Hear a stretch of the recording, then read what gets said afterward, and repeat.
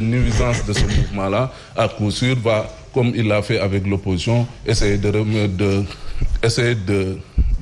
mettre, de museler justement ce mouvement-là pour que demain, ils n'auront pas droit au chapitre. Voilà, nous allons y revenir tout à l'heure, ce sera juste après le développement du journal.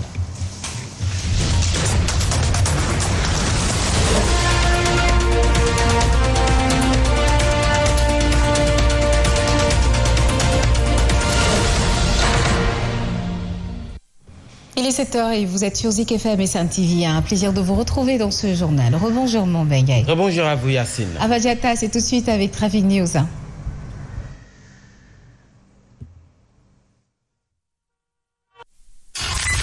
Voici Traffic News.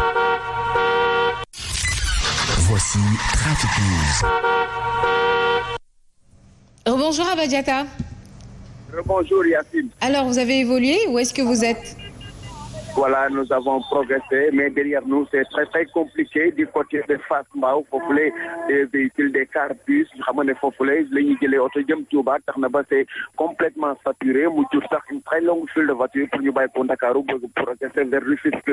À peine ngeen dépassé aussi de la ne foofu la tali ba dagg, des chutes de pluie ont envahi la route nationale juste à hauteur de Fass Mbao. Loolu aussi jur d'autres complications pour ñu dépasser li ñu mel Fass Mbao ak d'autres véhicules bàyyi ko du côté de l'échangeur de c'est saturé, la file de voitures de fait good de l'ol, faut flé. Ce qu'on a fait aussi du côté de Poste-Charles, tout des ralentissements rond-point, si là-bas aussi ça ralentit tout du rond-point, et c'est pas compliqué. Si on connaît passer, on vient choisir le boulevard Centenaire, qui a des passages au niveau de marché poisson, faut flé, c'est dégagé. Par contre, du côté de Buntu Pékin aussi, c'est la grande affluence, Magal de Touba obligé à faire une fête. C'était Traffic News. Merci beaucoup Abadjata, on se retrouve tout à l'heure. Les pêcheurs de Saint-Louis, regroupés derrière leurs différents responsables, ont tenu une rencontre d'évaluation sur la visite du ministre des Pêches et de l'économie maritime. Alors, ils ont déploré la réaction du ministre Alioune Ndoye qui leur a clairement signifié qu'il ne prendra aucun engagement par rapport aux pénalités dont sont victimes beaucoup de pêcheurs au niveau de la frontière sénégalo-mauritanienne à cause d'un manque de respect des accords signés entre les deux pays. Ousmane Sène, le porte-parole que nous écoutons.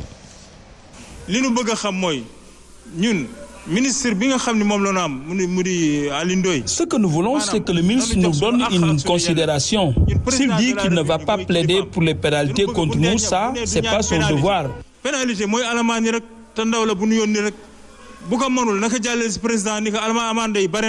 Il doit le faire, même si nous sommes fautifs. En tant qu'envoyé du président de la République, il doit communiquer avec les acteurs de la pêche. Il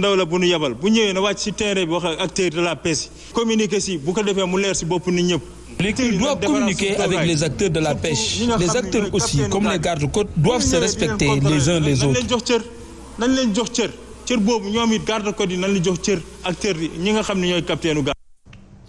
Vous l'avez annoncé dans les titres, Yacine, une date à retenir dans le secteur du pétrole et du gaz. La convention des travailleurs du sous-secteur de transport des hydrocarbures sera signée le 1er octobre prochain. Une annonce faite hier dans l'après-midi à l'issue de la réunion à Dakar du secrétariat exécutif du syndicat national des travailleurs du pétrole et du gaz. Cette convention devrait bien bénéficier aux travailleurs dans ce contexte de la nouvelle économie pétrolière que le pays va développer, explique Cheikh Diop, secrétaire général de la CNTS-FC, la Confédération nationale des travailleurs du Sénégal, Force Changement. Ces propos sont recueillis par Simon Faye. Aujourd'hui, nous venons d'extirper les travailleurs du transport hydrocarbures, tous travailleurs confondus, pour créer une nouvelle convention. Ceci est un exploit, j'allais dire. Nous sommes en train véritablement de réorganiser ce secteur et nous allons nous engager dans cette réorganisation pour que les pompistes et tout le reste du secteur intègrent le syndicat et qu'ensemble nous nous battions pour faire face à cette nouvelle économie pétrolière. Nous nous battrons pour que le syndicat du pétrole soit un syndicat fort pour faire face à une économie pétrolière forte. Les travaux pour l'élaboration de la convention collective terminés, le syndicat national des travailleurs du pétrole et du gaz compte tenir son congrès. En attendant la rencontre hier, a désigné Sarah Konaré, secrétaire générale adjoint du syndicat intérimaire en remplacement du titulaire, empêché jusqu'au renouvellement de ses instances. Ce dernier se félicite d'ailleurs de la nouvelle convention du sous-secteur du transport des hydrocarbures qui, selon lui, change de l'existant et puis suivons sa réaction. On a réussi quand même, on a eu la prouesse de pouvoir les exfiltrer de ce conglomérat justement de convention. Ils ont une convention spécifique, transport, sous-secteur transport hydrocarbures, qui a les mêmes avantages que la convention du secteur du pétrole. Globalement, je peux en citer quelques-uns comme avantage. L'indemnité de logement, il y a une indemnité retraite bénévole pétrole qui n'existe nulle part ailleurs. Donc pour vous dire que cela change complètement de l'existant. À la signature le premier, on applique les textes et ils verront eux que c'est totalement différent de ce qui existait. Et puis dans l'éducation, les 13 enseignants des classes passerelles en grève de la faim depuis vendredi dernier ont décidé de suspendre leur grève de la faim. Une annonce faite hier au cours d'une conférence de presse. Et selon leur porte-parole, c'est une décision prise après leur rencontre avec le directeur des ressources humaines du ministère de l'Éducation nationale. Les grévistes réclament leur recrutement dans la fonction publique dans le cadre du programme Réun Daouni. Suivons les explications de leur porte-parole, cher Omar Sissé. Nous avons eu une rencontre avec le directeur des ressources humaines du ministère de l'Éducation nationale. On a eu à échanger avec lui sur la question. Les propos qu'il nous a tenus nous rassurent et nous lui faisons une entière confiance. Par conséquent, nous les enseignants des classes passerelles du Sénégal, à la suite de la rencontre que nous avons avec le directeur des ressources humaines, nous avons décidé de suspendre notre grève de la faim que nous avons débuté depuis vendredi passé, pour mettre à l'aise le directeur et toute son équipe. Le secrétaire général du syndicat autonome des enseignants du moyen secondaire et Cher Beau, directeur exécutif de la COSIDEP, ont donc joué les facilitateurs dans cette grève. Et selon Sao Hussein, la tutelle a pris les dispositions nécessaires afin que les enseignants des classes passerelles soient priorisés dans la liste d'attente du recrutement des 5000 enseignants. Toujours en plus bref, sachez que la suite à ce règlement en cours, les enseignants affiliés au collectif des diplômés pour la mise en position de stage annoncent une grève de la faim illimitée à partir du 30 septembre. C'est pour amener les autorités du ministère de l'Éducation nationale à se pencher sur leur dossier dans la formation et le recrutement dans la fonction publique. Nous allons directement à Mour, dans la commune de Sindia, une localité où les élèves font des kilomètres pour se rendre à l'école. À quelques semaines de la rentrée des classes, le groupe Sidima compte donc renverser la tendance en construisant des salles de classe dans les villages de Djilark et Ténutubap, nous dit Alun Badara Sonko.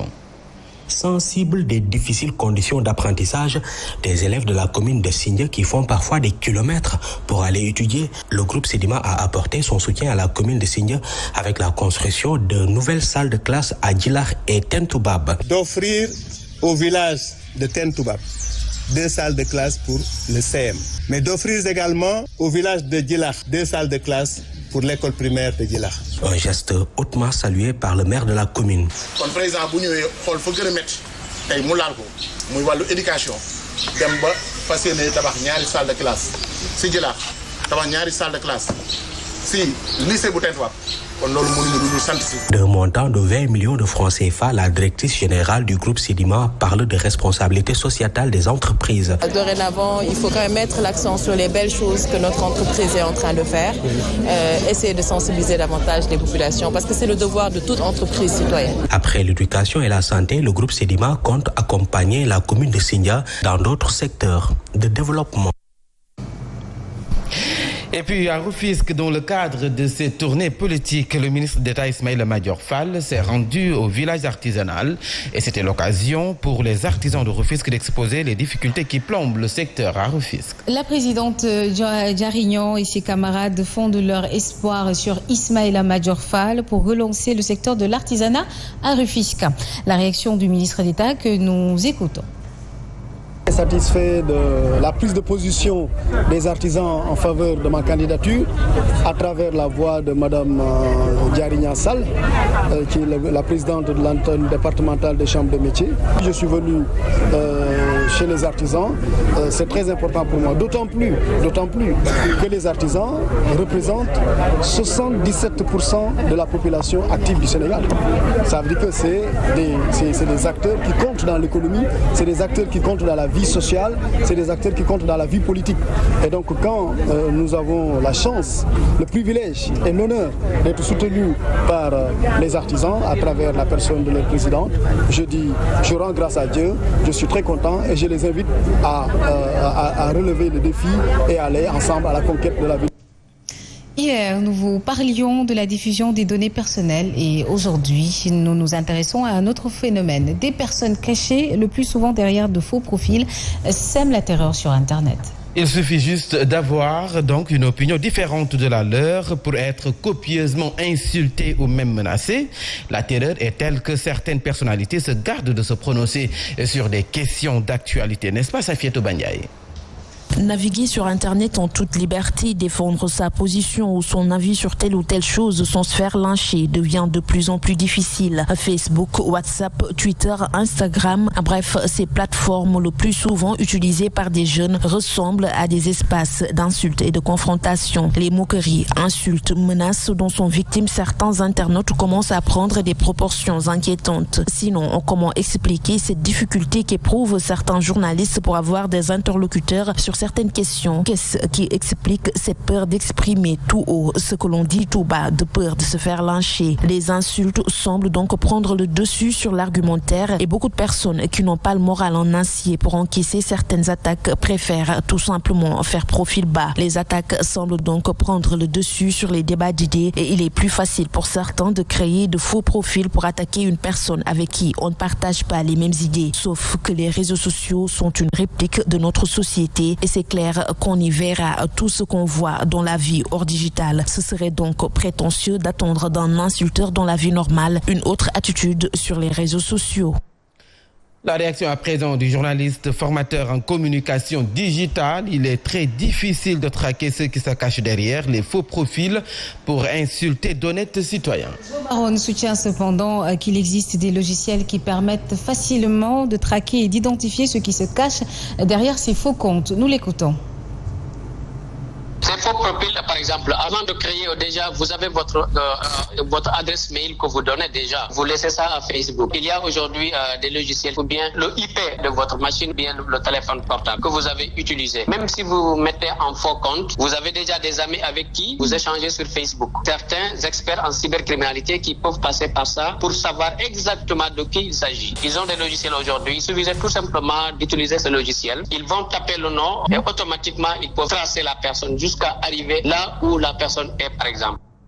Et parlons du Magal de Touba qui est prévu dimanche prochain. Le comité d'organisation est à pied d'œuvre. D'ailleurs, les différents services engagés dans les préparatifs ont fait le point devant le ministre de l'Intérieur.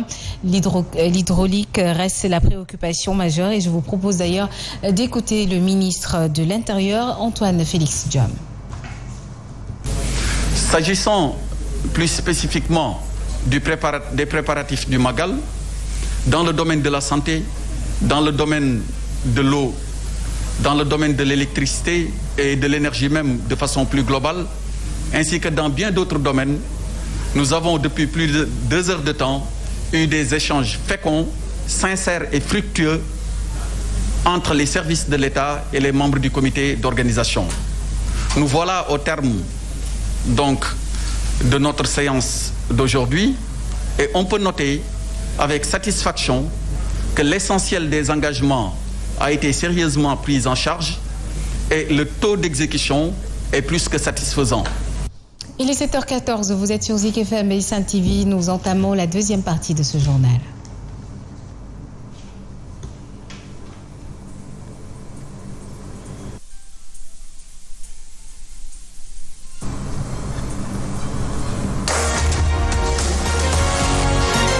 L'actualité sportive, c'est avec Pape Mahatamou. Bonjour. Bonjour, bien sûr. comment allez-vous ce matin? Tout se passe bien. Super. Alors, nous démarrons avec l'Afro-Basket féminin Yaoundé 2021. Le Mozambique retrouve le Sénégal en quart de finale. Oui, le Sénégal croise à 13h au palais polyvalent des sports de Yaoundé, le Mozambique, en quart de finale de l'Afro-Basket. Le Mozambique n'a jamais battu le Sénégal en élimination directe. Et pour les autres affiches, on aura à 10h Nigeria contre la Côte d'Ivoire et à 16h le Cameroun pays hôte va jouer contre l'Égypte. Et à 19h on aura Mali-Angora. Le point avec notre envoyé spécial à Yaoundé, à Sornafal. Le Mozambique va défier ce jeudi le Sénégal en quart de finale pour une place dans le dernier carré d'As. Mozambique n'a jamais gagné devant le Sénégal en élimination directe. Les Lions l'ont remporté 8 fois sur 9 confrontations. Le seul succès du Mozambique sur le Sénégal remonte en 2013. En 2019 à Dakar, le Mozambique avait fait trembler les Lions avant de s'incliner à la porte de la finale. Mais le Mozambique devra évoluer à son meilleur niveau pour faire douter les Lions du Sénégal, vice-championne d'Afrique en quête d'une 12e couronne continentale. L'Égypte a rejoint le Cameroun. Les deux équipes se retrouvent. Une affiche qui a l'air d'une revanche car en 2019 à Dakar, les Pharaons avaient éliminé les Camerounaises en barrage pour l'écart. La Côte d'Ivoire qui a battu la Guinée hérite du Nigeria, le géant d'Afrique, double tenant du titre et l'une des équipes favorites de cette compétition. L'Angola a fait respecter la hiérarchie en éliminant le Cap-Vert. Les Angolaises vont affronter le Mali qui est aussi à la reconquête du titre.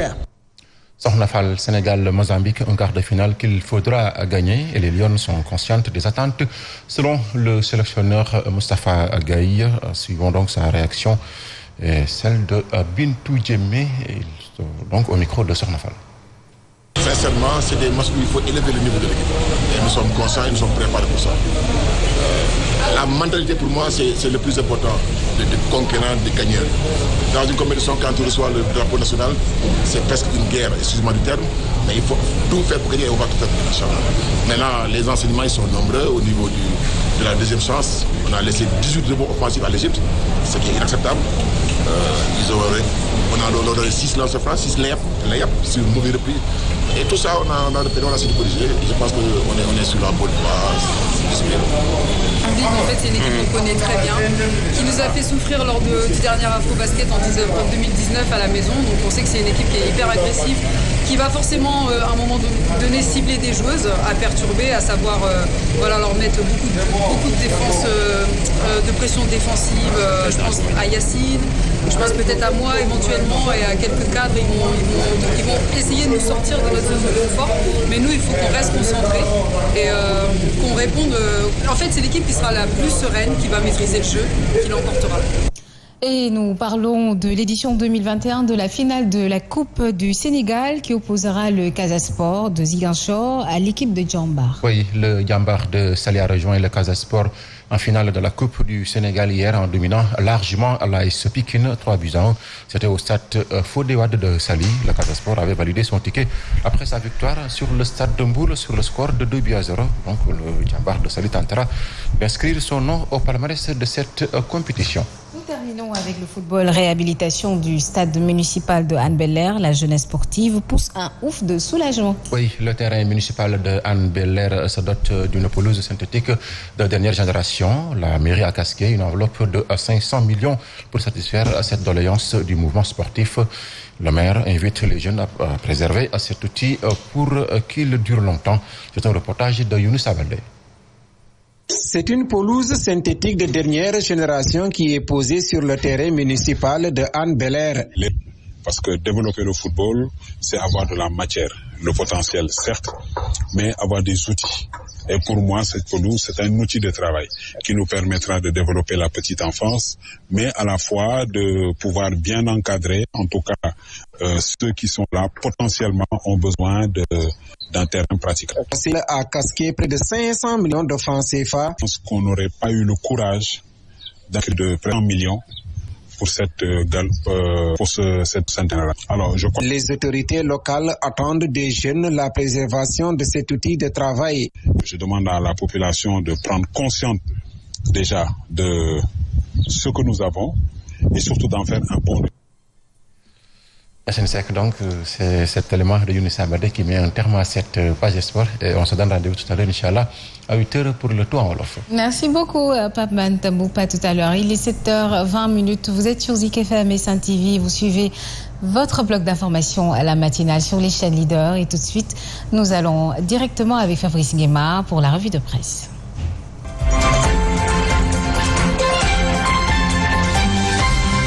Sénégal, bonjour. Il a tout bas. Ok. Voilà ce qu'il a de dire en lisant Direct News ce matin. Le journal, en tout cas, revient en long et en large sur le sens du 18 Safar, célébré ce 26 septembre, et la dimension de Bamba. À lire justement les propos de Cheikh Ahmadou Bamba, Khadimou Rassoul, qui barre la une de Direct News, à savoir: j'ai dépassé les miens et Dieu m'a élevé à un rang jamais au grand, jamais égalé. Est-ce que sommes-nous tentés de dire? Bon, retenons l'autre information très très importante de Direct News autour justement de la célébration du 18 Safar, à savoir sous d'autres cieux et dans d'autres circonstances, on aurait fêté jubilé pour le retour triomphal de l'exil au Gabon en 1902 de Cheikh Ahmadou Bamba. En tout cas, le fondateur du mouridisme a lui choisi de célébrer le jour de sa déportation en 1895 vers l'inconnu, le supplice, la souffrance, la peine, la tentative de liquidation physique, explique bien entendu Direct News. Le journal d'ajouter ce jour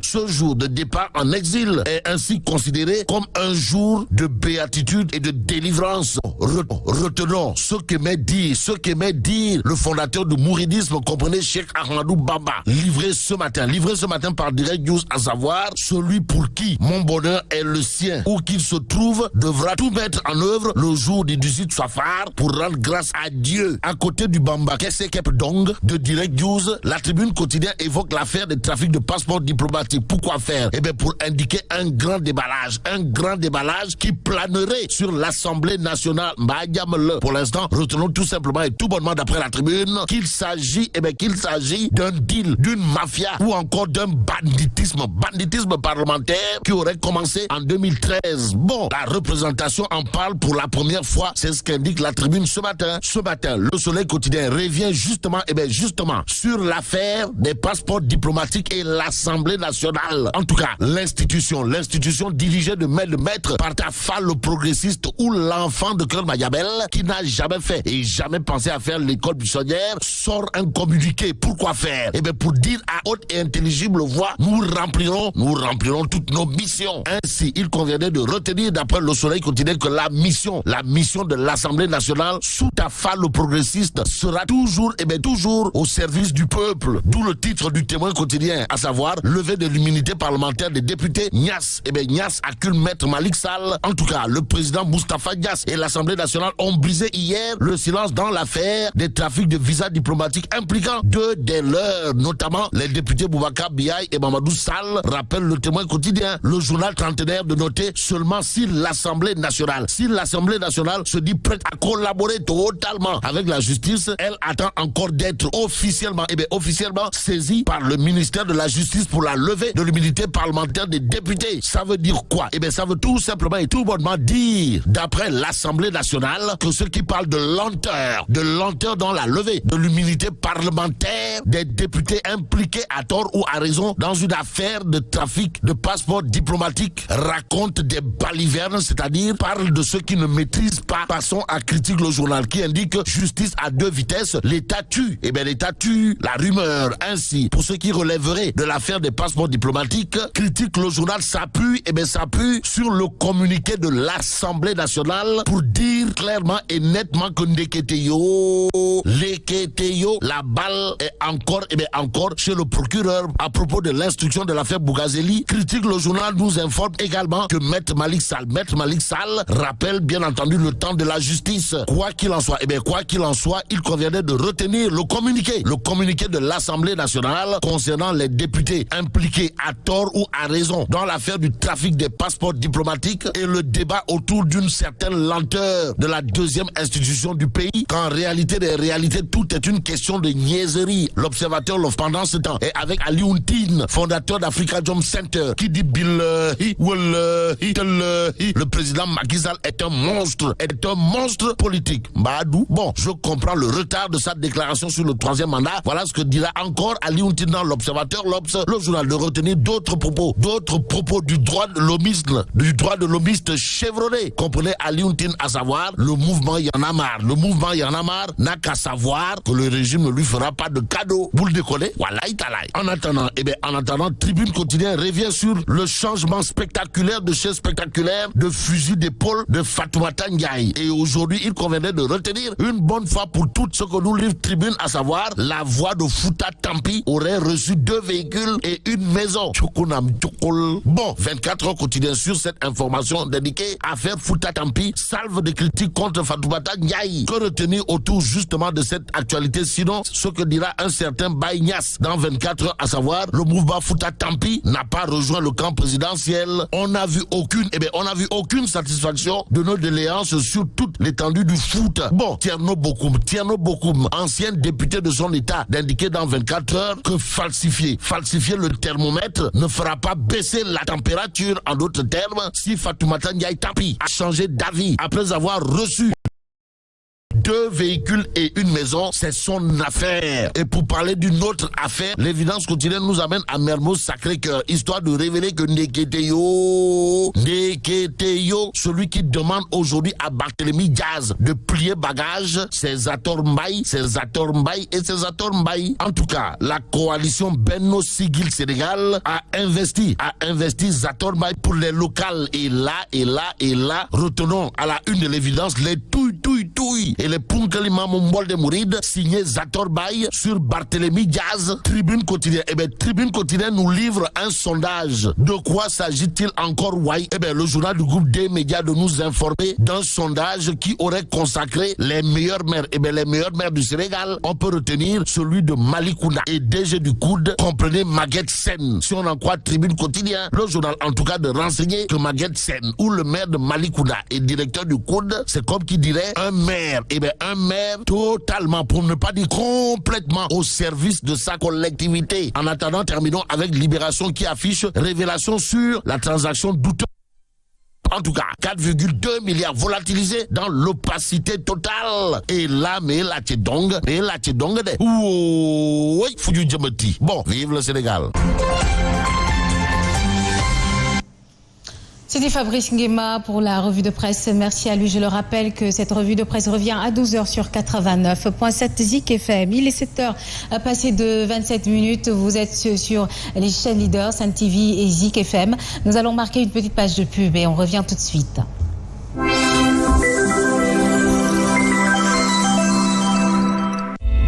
si jamono ji ñu tollu ak feebaru coronavirus bi nañu gëna faratal raxas suñuy loxo ak saabu te di si ñaax njaboot gi yépp saa su ne Setex saabu liquide la bu du te gaaw a xëpp di dindi bépp saleté ak microbe bàyyi ñu ak xet gu neex disponible chez Casino, U-Utile, U-Express, Auchan et Exclusive. Mais xoolal bi li dafa rafet di. C'est trop beau, Shadow. Regarde. Bah achète. Tu n'as plus d'argent ou quoi? J'ai de l'argent sur mon calpé, mais je ne peux pas acheter sur Internet. Ah, c'est que tu n'as pas le bon calpé. Man, xale carte Gapla, voilà. Achat sécurisé sur Internet, retrait d'argent dans tous les gaps, achat en magasin au Sénégal et dans plus de 210 pays. Il suffit d'avoir un calpé Free Money pour avoir une carte Free Money Mastercard. Disponible dans les agences Free. Avec sa carte Free Money Mastercard, des free qui sa calpé. Free Money, Money Dimay, c'est matinale avec la nouvelle carte Free Money Mastercard. Disponible dans toutes les agences Free.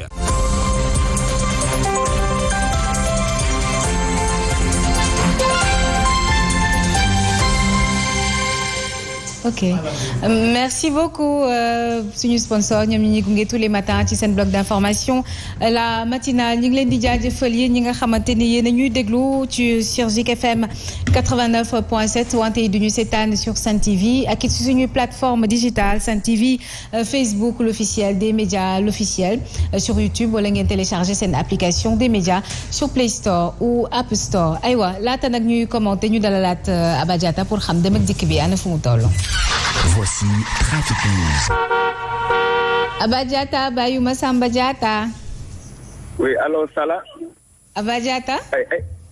allo dama juum sax allo Yacine. xanaa Sala nga doon waxal nag dama accompagner tey quoi dama accompagner tey ak Sala la nouvelle quoi. ba jox la nga nuyu ko. ku bees da nga am ku bees. da nga am ku bees de. stagiaire. waaw stagiaire. mu ngi tudd Sala. Sala. waaw. Sala moom kii la célibataire la wala marié. célibataire. Aba yaay.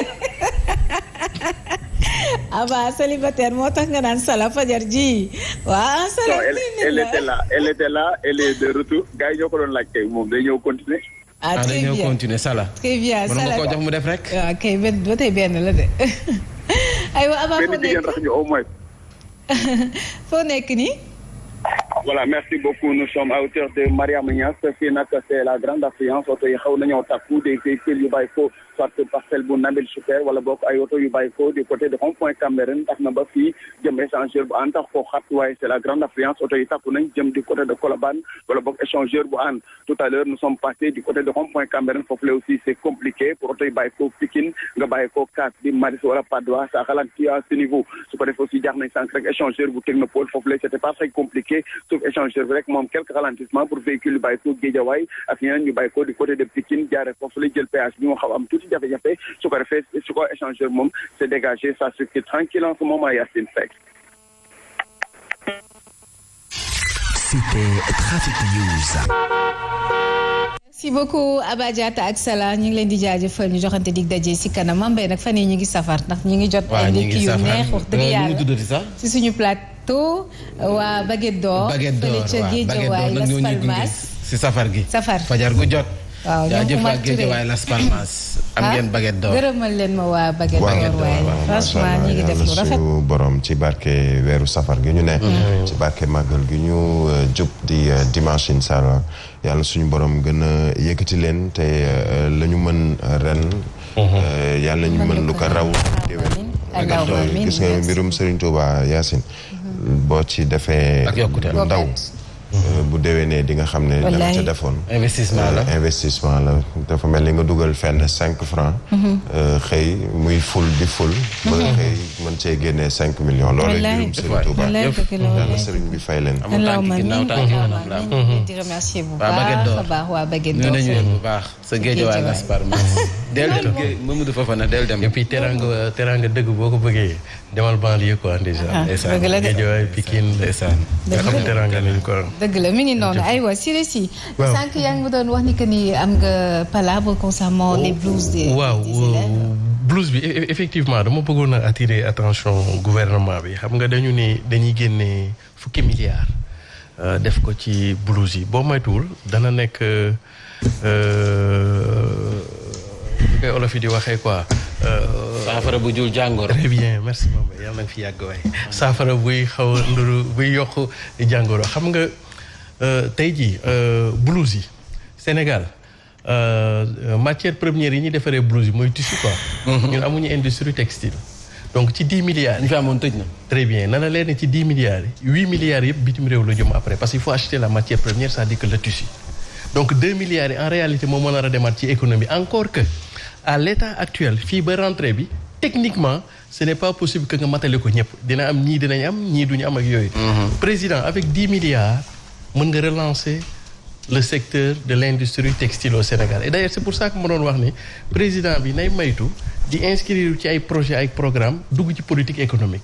xam nga yow tey jii avec 10 milliards nga relancer ce secteur textile da lay mën a permettre waxuma la sax affaire jàng meeg njàngale bi mais santé nga mën leen habillés les corps habillés nga mën leen a habillés et d'autant plus que c'est pas durable mënuloo chaque année nga génne 10 milliards pour tenue yi parce que xale yi tenue yi bu ñu ko yoree une année maximum 2 années dafay yàqu. donc li solution conjoncturelle la li gënoon mooy avec 10 milliards on peut relancer le secteur textile du Sénégal bu ñu ko relancer nag xam ne léegi définitivement waxuma la sax mais tissu dootuñu ko gàddaay yi di ko jëli parce que ci 10 milliards yi na leen leer ni si 8 milliards yëpp bitim réew leen parce que foog ñu demaat Chine jëndi tissu wala Inde 2 milliards yi moo nar a demaat ci kii bi ce n'est pas de la politique économique. Et c'est ça que je dis souvent, qu'il faut s'attaquer aux facteurs de création de la pauvreté. Lii la quoi. Waaw, donc le président nay maytu parce que les programmes et les projets, c'est une partie de la solution. Mais la solution, c'est de quitter les logiques des programmes et des projets pour aller dans les logiques de politique économique. Avec 10 milliards, président, je vous assure qu'on peut relancer l'industrie textile du Sénégal. Avec en 10 espérant que président dina la déglu bu baax parce que quand même ça avis quand même c'est assez pertinent. Aywa ñu dellu si waat sànq Birahim Diadji Touré jotoo ci woon tontu xanaa dellu si waat rek si affaire ba tey interview kooku nga xamante ni mu di Alioune Tine mu di fondateur d'Afrikajom Center ñu daal di koy def à la une tey sur l'Observateur moom nee na le président Sall est un monstre politique ba tey moom sax nee na mi ngi soog a comprendre ana lan moo tax Macky Sall di yéex a def déclaration sur li nga xamante ni mu di troisième mandat. waaw xam nga celui qui a parlé dafa am dañuy waaye expérience am vécu également xam lu bari ci li nga xam ne xew na ci wàllu politique ci réewum Sénégal ndax position bi nga xam ne da ko yore ko sax ba tey jëm ci wàllu observateur un peu ci lu soxal wàllu droit de l'homme lu soxal wàllu politique ci réewum Sénégal xam nga Alioune Tine avec le regard peut-être détaché wala regard bi nga xam ne am na ko ci wàllu politique bu waxee ne ni président Macky Sall monstre politique la en fait il ne fait que rejoindre ceux qui avant lui disaient moom ci boppam sax Macky Sall que bu dee taalibe laa woon ci wàllu politique tey sëriñ laa bay jàngalaate mais monstre politique dafa am ñaari connotation nuñ ko mën a waxee ñaari peut-être boo doon traduire monstre am na ñaar am na bu ñaaw bi nga xamee ni ñiy seetaan ay film horreur dañuy naan monstre la ndax doo xam exactement du doon nit du doon mala du doon jinne du doon leneen waaye mélange wu plusieurs êtres lay doon mu indi benn monstre ndax loolu la noonu la ko jàngate wala monstre la di maanaam am na fu mu toll wala fu mu àgg ci wàllu politique ba ñeneen ñëpp daanaka dañuy doon ay ange ci seen kanam wala dañuy doon loo xamee ni daanaka amuñu li mu am moom ci wàllu expérience politique mais ça peut se comprendre si on prend Macky Sall homme politique dama koy wax souvent ci waxtaan koo xamee ni dañu ne ni yow yaa tëj doomu Ablaye Wade pendant nangami at tuumaal ko lañ ko tuumaal donte ce n'est pas lui la justice mais ñenn ñi dañoo jàpp ni moom moo nekk derrière l'arrestation de Karim Wade ak yooyu alors qu'il y avait moom Macky Sall jël beneen doomu Ablaye Wade di Sindiély fexe ba kooku mënutul sax teg tànkam réewum Sénégal teewul après fexe nga lijjanti ba toog ak Ablaye Wade moom mel ni comme si de rien n'était maanaam effacé pratiquement lépp loo xamee ni jàpp nañu ñi yow yaa ko def ci lu ñaaw ñu ne kon kii sur le plan politique donte sëñ Mountakha liggéey na ci pour ñu mën a toogaat di ay taalibeem mais sur le plan politique am na foo xamee ne àgg na fa ku dem ba mën a jël Idrissa Seck ñëw xëccaat ko mu dend ak yow ngeen bokkandoo benn gis-gis te pourtant mu nekkoon sa opposant te même bi ñuy dem ci élection présidentielle mu jël deuxième sa ginnaaw ak la nga ko mën a wax ak la nga ko mën a beddi ak la ngeen mën a séq mais nga xëccaat ko fexe ba mu ñëw dend ak yow ak ñeneen ñoo xam ne ñu siiw ak ñu siiwul dañ naan ni sur le plan politique Macky Sall am na fu mu toll wala am na fu mu àgg foo xamee ni il a appris de Ablaye Wade il a appris de Abdou Diouf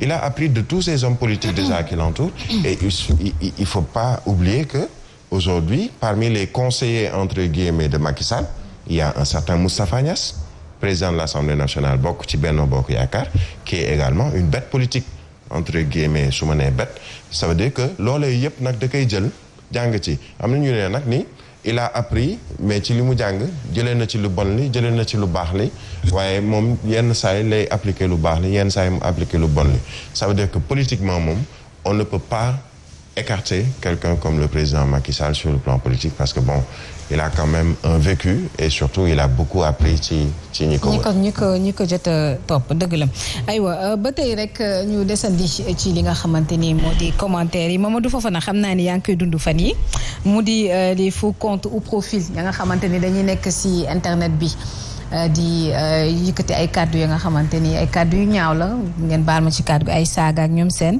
donc fi mu nekk nii ñu ngi xamal ni que ni am na ay logiciel yi nga xam ne daf ñuy permettre ñu mën a identifier tey ji ñooñu nga xam ne ñoo nekk ci ginnaaw. Oui, je crois que technologie mooy dox quand même di développer di jëm kanam avant peut-être lii lépp amul woon communication digitale ñëw gën a am doole ci jamono ji ñu toll alors ci kaw loolu ñu créer fi loo xam ne tey dina la mën a permettre ngay mën di suivre des émissions en direct di ko dund di joxewaale sa xalaat par rapport ak li nga xam ne yaa ngi koy déglu wala yaa ngi koy gis mais ci kaw loolu mu am la carax loo xam ne peut-être mën nañu wax ne fait de société la problème mu société la muy société boo xam ne dafa feebar ci lu bari société boo xam te ne nii dafa am ay taar yu bari mais tàmbalee ko ci li nga xam ne nit ñi fa nañ jóge mu di seen kër yi parce que ku nekk quand même di seetaan nit di ko saaga waroon nga di jéem a xalaat bu fekkoon yow sa waajur moo fa nekk moom nañ fa teg di ko saaga te tamit éducation boo xam te ne nii jaarut yoon mooy indi nit ki di dem bay tenir des propos yoo xam te ne nii tegu ko fenn et je dis encore une fois que saaga war nañ ko mën a dépasser xam nga yëf yi lan la war a doon mu di ne mu nekk débat d'idées d'accord ci lii nga joxe ci sa xalaat mais pas nga def jugement de valeur par rapport ak nit ki bay dem di ci teftal yoo xam te ne nii kuñ ci tegoon sa wayjur wala yow moom rek buñ la ko defoon du la. mais yaakaaroon ni ñooñu di ko def amul ñu nekk seen ginnaaw di leen. oui c'est fait à dessein bien sûr benn c'est pour te traumatiser wala ñu déstabiliser la wala ñuy teg pression ci yow loolu kese mooy jubluwaay bi maintenant nag ça dépend ci nit ki ñuy saaga ak ku ñuy def yooyu boo fekkee ne nag daanu nga seen piège ba tax la nga war a wax wala ba tax fa nga war a féete woo fa. kooku loolu yow la et je crois que ces commentaires là wala ces insanités là warul mën a tax nit ki di détourner wu de l'essentiel warul mën a tax nit ki di ragal pour wax la nga xam ne moom mooy dëgg encore une fois surtout ñun ñi nga xam ne ay chroniqueurs nañ wala ñun ay journalistes nañ par rapport ak ñuy joxe suñu avis wala di commentaire ci loo xam ne lu xew la loolu warul mën a nekk benn pression par rapport ak lu ñu war a wax ci qui que ce soit day fekk nga xool ko sax en fait. ci qui que ce soit parce que loolu mooy yëf yi tamit naan damay xool ay commentaires ba tax nga versatile tey nga wax lii suba nga wax lële loolu su boobaa la nga doon woote wala ne journaliste nga wala chroniqueur nga bu yeboo nga bàyyi ko. parce que la war mooy la nga gëm ak ca la nga jàpp ne loolu mooy dëgg te mooy yoon nga dëgg googu nga jëmale ko ci képp ku mu mënti doon ak ci bépp sujet bu mu mënti doon bépp thématique bu mu mënti doon nga mën ca wax la nga xam te ni moom mooy dëgg. alors Siré est-ce que tey jii loolu politique bi gënu ko yokk tey nga foofu fait de société yi si on peut le dire. waaw mais àdduna moom. parce que dañuy jàpp ni sax ñun ñi nekk si plateau bi nous sommes assez partisans kii peut-être que kii la bokkal kii kële la bokkal kële la bokkal ba tax na ñoom ñi nga xamante ni ñooy def ñaawteef yooyu ku ci nekk dañuy bëgg am nañu doxaleek yow. te pourtant c'est boo ko analyser sax c'est pas un fait nouveau ah li yàgg na am ci jamono quoi. yàgg na am mais surtout avec la nouvelle technologie loolu moo leen di permettre. ça veut dire que bu njëkk ba xanaa suñu mënoon vocal sax dañ koy def. absolument xam nga bu njëkk ba. comme nouvelle technologie amuloon nit ñi dañ daan wax sànni mais léegi comme nouvelle technologie am yi dañoo dajale wax jooju yëpp teg ko ci nouvelle technologie donc pour man fondamentalement sax c'est pas méchant quoi mais là où ça devient le pouvoir public devait prendre en charge ça veut dire que ñun bi ñuy tëgg suñu CNRA. Régulation parce que li ngay wax ni internet kenn mënu ko contrôler de manière répressive ou coercive régulation rek nga mën def donc bi ñuy tëgg sunu CNRA pour nous réguler audiovisuel on n'avait pas encore pris en compte le développement de ce qu'on appelle internet ñu koy wax les interfaces numériques donc actuellement nii dafay la ñuy mën a permettre ñu tëggaat beneen autorité de régulation boo xam ne dina prendre en compte au-delà de l'audiovisuel du point de vue classique mais aussi les réseaux sociaux comme ni nga ko waxee ak dérives yi ba ci sax affaire publicité yi démb rek maa ngi ko fiy expliquer ça veut dire que le mode de gouvernance dans cette règle-là ce n'est pas dans la coercition mais c'est véritablement dans la régulation mais malheureusement au Sénégal on n'a pas de dispositif juridique à même de pouvoir encadrer ça moo tax mu am benn vide juridique maintenant bu ñu ko bëggee régler nag il faut que ñu bëgg monter en puissance suñu autorité de régulation bi mu intégrer des éléments nouveaux comme qu'on appelle les nouveaux médias parce que CNRA il est dans les médias classiques Aujourd'hui, à côté des médias classiques, il y a ce qu'on appelle les nouveaux médias, mais il ne les prend pas en charge. Donc ce vide-là, il faut que nous montions en puissance. Parce que l'autorité, ça ne relève même pas de la technologie, ça relève du droit pénal. Ça relève du droit. Parce que la technologie, d'où affaire au secteur à part entière, de faire transversalité de ce secteur.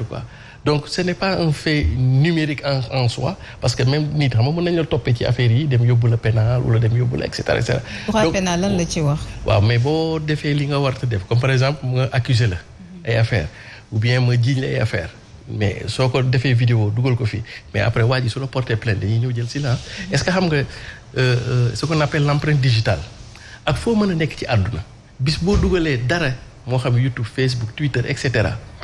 mën nañ ñëw ba sa biir néeg fi nga nekkoon mën nañ jógee États-Unis ñëw ba sa néeg ce qu'on appelle la traçabilité des IP internet protocole ça veut dire que ñu bëri dañuy réere mbir affaire yooyu mu yow da nga naan sama néeg laa nekk kenn gisuma ak yooyu mais bis boo xësee ba dugg internet yaa xam ci même benn réseau social bu mënti doon nga posté fa dara dafay des ak algorithme yeeg non wax fa algorithme c'est-à-dire bu ñu la bëggee tracé mën nañ ñëw ba sa néeg yow dafay mel ni comme yow nga sa GP nga jox ma sa benn adresse ne ma fekk ma fi si GP bi mën naa ñëw di dawal sans pour laajte kenn ba ñëw ci point bi nga ma jox noonu quoi internet nag noonu la mel quoi donc na nit ñi xam ne c'est vrai xam nga tu parles de régulation mais cette régulation elle existe et la loi également existe parce que quand on a même lu ñuy woowee brigade de cybercriminalité c'est ça que ça prend en compte. Absolument. On a un juge je le cite, il s'appelle Assane Touré. C'est un magistrat boo xamee ni ay thèsam doctorat am yëpp ci wàllu cybersécurité cybercriminalité la ci kii ça veut dire que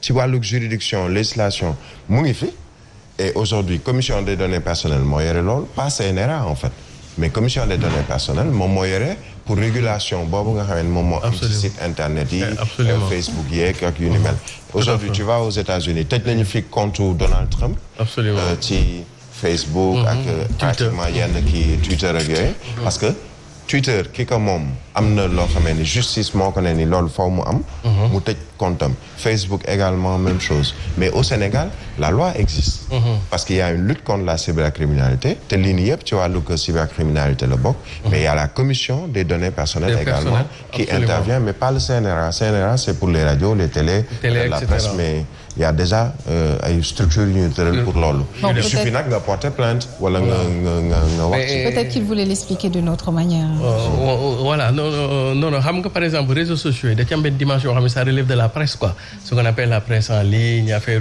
information yi quoi pour cette partie qui relève de la presse en ligne l'autorité de régulation jëlu ko en charge quoi parce que mooy détecter l'audiovisuel donc li may tëjee rek mooy avec le développement des numériques jamais l'espace réel n'a été un espace virtuel et jamais le virtuel n'a été aussi le réel. 7h47 ba tey yéen a ngi sur Zik FM dama ci laaj.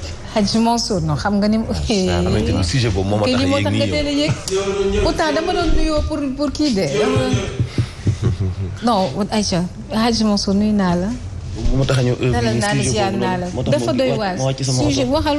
affaire bi du dara lu dul Birahim foofu nag am na côté bu mu doon waxee bokkutuma ci bokk moom xalaat parce que balaa ma chargé moom miy def journal xëy na am accès ci commentaire mais patron de presse bi c'est-à-dire que yow travailleur bi tu es surexploité tu as un contrat de télé benn ou tu as un contrat de radio muy benn ak fii Sénégal benn contrat de radio ngay am tu bosses pour la radio tu bosses pour la télé tu bosses pour beneen télé virtuelle bu tudd Facebook tu bosses pour beneen télé virtuelle bu tudd YouTube tu bosses pour beneen télé virtuelle bu tudd Instagram et yeneen chaîne yooyu dafay rentabiliser ci société bi ngay liggéeyee te faire ton journal ñu dugal ko Facebook ñu dugal ko YouTube à la fin du mois am na ay retombées yu muy indil société ba et du mus a tombe te du mus a répercuté wu ci sa salaire mais ki ngay defar ki la surexploité am ci ay surrevenu au moins te du feeñ ci yow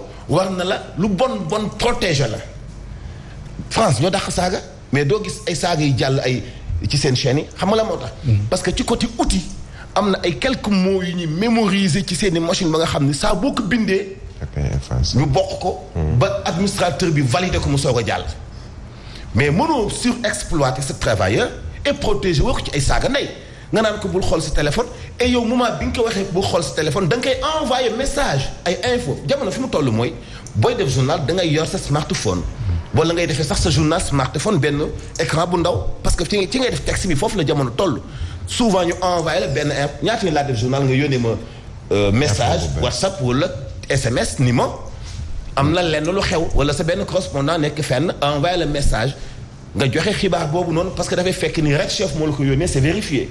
Donc smartphone mënut a tàqalikooti léegi ak taskatu xibaar c'est à toi de voir est-ce que da ngay xool appréciation nit ñi ci sujet bi ça arrive nit ki dem kër man par exemple man ci sama formation bi may soog a commencé di présenter journal loolu bokk na ci li ma gën a dimbali ma def journal enregistré ko dem seetaanaat sama bopp wala ma dégluwaat sama bopp di man di rectifier sama bopp y a des choses yoo xam ni mënoo ko tàqale ak journaliste parce que mënoo ko tëj ci benn ngunu ni ko doo wax mais employeur bi koy surexploité moo ko war a protéger soit mu leneen ci gën a grave chaîne yu bëri xam nga lu ñuy def léegi dañu lay exposer ci Facebook bi ñu saaga la ba doyal live bi bu live bi jeexee ñu suturer journal bi ñu la doon saagaawee noonu dañ koy éliminer complètement ci Facebook bi daggaat ko ay extrait dugal ko YouTube jël lien bi posté waat ko ci seen page Facebook parce que YouTube moo ëpp xaalis comment est-ce que gis nga yow ni ñuy enrichir ci sa kaw yow et mënuñu la protéger benn yoon ci kenn ku lay saaga ndey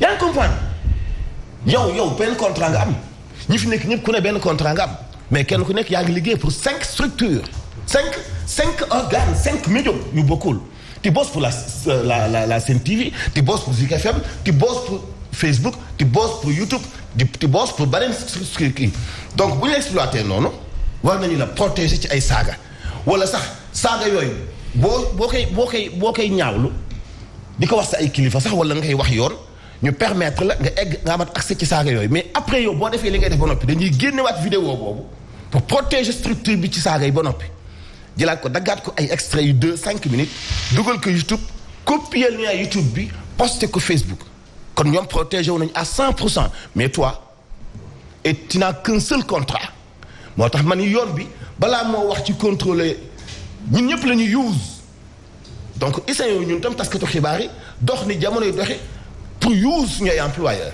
comme ñoom parce que saaga ndey no amul maslaha képp kuy liggéeyloo nit da nga ko war a protéger bu duñ ko saaga ndey parce que bu génnee di dox ci mbedd mi moom génn na sa société dina protéger boppam kenn du ko saaga kenn du ko dóor parce que mun na protéger boppam mais moment bi mu nekkee di job pour yow ni nga protéger say outils ni nga mën a fexee ba revenu yi gën a yokku protéger ko comme noonu pour au moins mu yëg boppam ci revenu yi bon li ma ci xam lépp mënu ma koo jeexal. merci beaucoup Alaaji waxee na xol nag ma ne ko waxee na xol finalement. kenn protégé wuñu. dossier la ci yor. dossier la ci dama ko xam c'est mon domaine. dossier nga ci yor. Mame Mbaye Ndiaye wéyandi. mais Yacine da ngaa planque. réfléchir rek. parce que xamul woon li ma ko wax. jaajëf non xamul woon ni il est surexploité. dafa doon xalaataat le député du peuple ñu koy jaajëf député du peuple député groupe des médias député bu Sénégal mi ngi nii El Hadj Mouhamadou Mansour Diop wax na wax ju am solo donc nañ ci bàyyi xel. ay nouveau compte ay profil yi nga xam ne. gaa ñi xam nañ ne ñu nekk si ginnaaw comprendre nañu leen. te puis métier bi nga xam ne ñun ñoo ko taamu boo xësee bu dune journaliste nga wala waykat nga wala koo xam ne politicien nga yaakaar naa ne fii ci Sénégal ni ñuy pratiquer métier yooyu bul bañ ku la saaga de bul bañ ku la saaga. bul bañ ku la menacé ndax na ñun préparé wu nañ ci loolu yow boo xësee ba tàmm ne yaay génne télé bul bañ ku la saaga bul bañ ku la menacé. mais ki lay liggéey loolu bu ma la saagal cautionné aussi loolu taxul ñuy cautionné saaga yeex yooyu fi wax ju bon dëkkul fa mu jëm fa mu jóge la cosaanoo ñun ñëpp xam nañ loolu donc nañ ci bàyyi xel bu baax may nuyu sama mbokk lébu yi nga xam ne ñoom ñun li ñuy teel moom mooy géej gi am jën instant bi ci biir géej la ñuy nekk saa su ne damay jot seen i message ne foofu lañ ñuy teewloo si seen portable El Hadj Mouhamadou Mansour wax na ko seen portable la ñuy dugg dem si seen TV l'officiel di ñu seetaan sa biir géej la ñu nekk nag di ñu seetaan ma leen di nuyu bu baax voilà ayca kon Yacine comme tey laaj wax na wax ji. waaw mën ngaa dem ñu dem ci yéene kaay. mën ngaa dem. ñu jaajëfal waa lan Baguette d'Or. ñu leen di nuyu bu baax waa Baguette d'Or. ñu si safar bi nga xam ne ñoom ñoo fan yee passé sondage bi ngeen fi doon glorifié wu. fan la woon sondage su Facebook la woon. sondage su matinal. ñi ñuy seetaan Facebook ñi ñuy seetaan Facebook. est-ce que vous êtes une télé de Facebook. ñoo jiitu na. est-ce que télé Facebook ngeen. waaw da cee bokk rek léegi. waaw donc nag. dañ ko see ñambaas donc dañuy demander patron yi ñuy sóoraale kon bu ñu demee ba travail bi di leen kii employé bi di leen permettre. ñuy wane seen doole ci Facebook ñu sóoraale leen ci biir Facebook. ñuy protéger parce que contrat Facebook amul. nañuy protéger waale ci Facebook. voilà ayca ñu koy door ak yéen kay groupe des médias mu ñëw ci li nga xam ne jot nañu door waxtaan wi Mamadou Fofana ak Birahim wax nañu sànq Siré Sy jëm ci assemblée nationale ba nga xam ne pour la première fois ñu ne wax na ci mbirum faux passeport yeex député yi ñu war a déglu. benn communiqué la ñu génne pour justifier seen lenteur maanaam ñëpp nee nañu dossier bi dafay traîner dafay yéex ndax ñaari député yi instant bi waroon naa fekk ñu laal di seen malaanum kiiraay ñoom nag nee nañu si communiqué bi yoon la procédure la faw ñu respecter procédure bi jóge ci ministre de la justice procureur assemblée nationale ñu saisir ko ñu doog a wax ci li nga xam ne moom mooy